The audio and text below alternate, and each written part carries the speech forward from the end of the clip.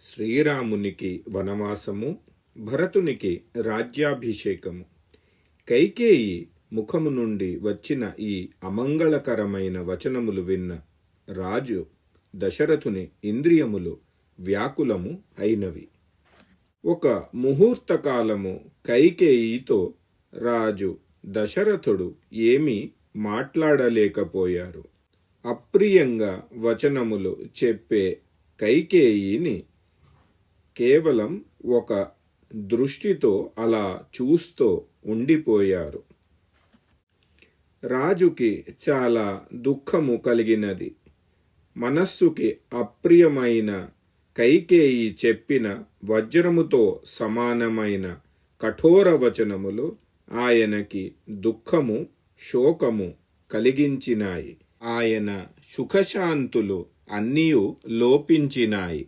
దేవి కైకేయి చేసిన ఆ ఘోరమైన నిశ్చయము మరియు శపథముతో ఆయనకి గుర్తు వచ్చిన వెంటనే హారామ అని గట్టిగా ఒక శ్వాస పీల్చి తెగిన వృక్షములాగా కింద పడినారు. మహారాజు దశరథుని చేతన లుప్తమైనది. ఉన్మాదగ్రస్తుడు అయినట్లు కనిపిస్తున్నారు. ప్రకృతికి విపరీతంగా ఆయన ఒక రోగిలాగా కనిపిస్తున్నారు. ఈ విధముగా భూపాలుడు దశరథుడు మంత్రముతో ఎవరైనా తేజమ్ము హరించిన సర్పములా నిశ్చేష్టులై ఉండిపోయారు. చాలా దీనంగా ఆయన చిన్న వాణిలో కైకేయితో ఈ విధముగా అడిగారు. ఓ అనర్థములో అర్థములా ప్రతీతమవుతున్న నీకు ఈ ఉపదేశము ఇచ్చినది ఎవరు?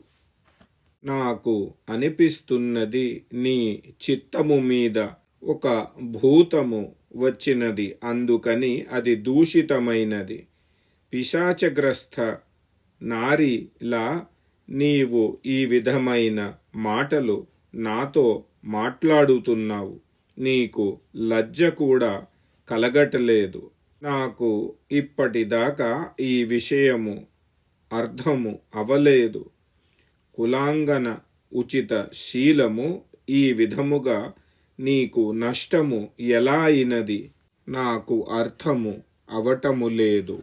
బాల అవస్థలో నీకు ఉన్న శీలము ఇప్పుడు దానికి విపరీతముగా నాకు కనిపిస్తున్నది. నీకు ఏ విషయముకై భయము కలుగుతున్నది? ఎందుకని ఇలాంటి వరములు నాతో అడుగుతున్నావు?